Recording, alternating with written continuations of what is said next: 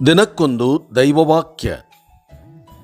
ಸನ್ಮಾರ್ಗಿಯು ಸರ್ವೇಶ್ವರನಿಗೆ ಭಯಪಡುತ್ತಾನೆ, ದುರ್ಮಾರ್ಗಿಯು ಆತನನ್ನು ಅಸಡ್ಡೆ ಮಾಡುತ್ತಾನೆ. ಜ್ಞಾನೋಕ್ತಿಗಳು 14:2. ಆತ್ಮಾವಲೋಕನ. ಸನ್ಮಾರ್ಗಿ ಮೂಲಭೂತವಾಗಿ ನೈಜ ದೈವ ಭಕ್ತಿಯಿಂದ ನೀತಿವಂತ ಜೀವನವನ್ನು ನಡೆಸುವ ಸರ್ವ ಪ್ರಯತ್ನ ಮಾಡುತ್ತಾನೆ. ಆದರೆ ದುರ್ಮಾರ್ಗಿಯು ತನ್ನ ಅಪ್ರಾಮಾಣಿಕ ಅಥವಾ ಅನೈತಿಕ ಜೀವನದ ಮುಖಾಂತರ ಭಗವಂತನಿಗೆ ಅಗೌರವವನ್ನುಂಟು ಮಾಡುತ್ತಾನೆ. ಭಗವಂತನಲ್ಲಿ ಭಯಭಕ್ತಿಯು ಒಂದು ಭಾವನಾತ್ಮಕ ಘಟನೆಯಲ್ಲ, ಒಂದು ವೃತ್ತಿಯಲ್ಲ, ಒಂದು ಆಚರಣೆಯಲ್ಲ, ಬದಲಿಗೆ ಜೀವನ ಪರ್ಯಂತರ ಪ್ರತಿ ಕ್ಷಣದ ನೈಜ ಜೀವನದ ಸಮರ್ಪಣೆ. ಇದನ್ನರಿತು ಸರ್ವೇಶ್ವರನಿಗೆ ಭಯಪಟ್ಟು ದುರ್ಮಾರ್ಗಿಯ ಅಸಡ್ಡೆತನವನ್ನು ಬಿಟ್ಟು ಸನ್ಮಾರ್ಗಿಯಾಗಿ ಬಾಳಲು ಪ್ರಯತ್ನಿಸೋಣವೇ?